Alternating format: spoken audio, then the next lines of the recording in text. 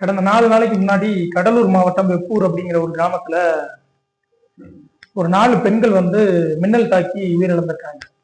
இந்த பெண்களுக்கான நிவாரணம் அப்படிங்கிறது நேத்து, அதாவது சம்பவம் நடந்து 3 நாட்களுக்கு கழிச்சுதான் இந்த அரசாங்கம் 5 லட்சம் ரூபாய் நிதியுதவி அறிவிச்சிருக்கு.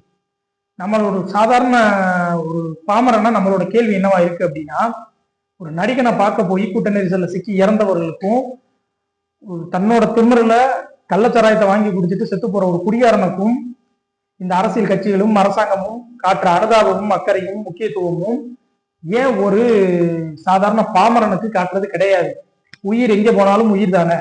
கள்ளச்சாராயத்தை குடிச்சு செத்து போனவங்களுக்கு 10 இருந்து 15 லட்சம் ரூபாய் நிதியுதவி கொடுக்க முடிஞ்ச இந்த அரசாங்கத்தினால, தன்னோட தவற மறைக்கிறதுக்கு கொடுக்க முடிஞ்ச இந்த அரசாங்கத்தினால ஏன் ஒரு சாதாரண பாமரனுக்கும் இதே அளவான இதே சமமான ஒரு நீதியையோ இல்ல நிவாரணத்தையோ வழங்க முடியல?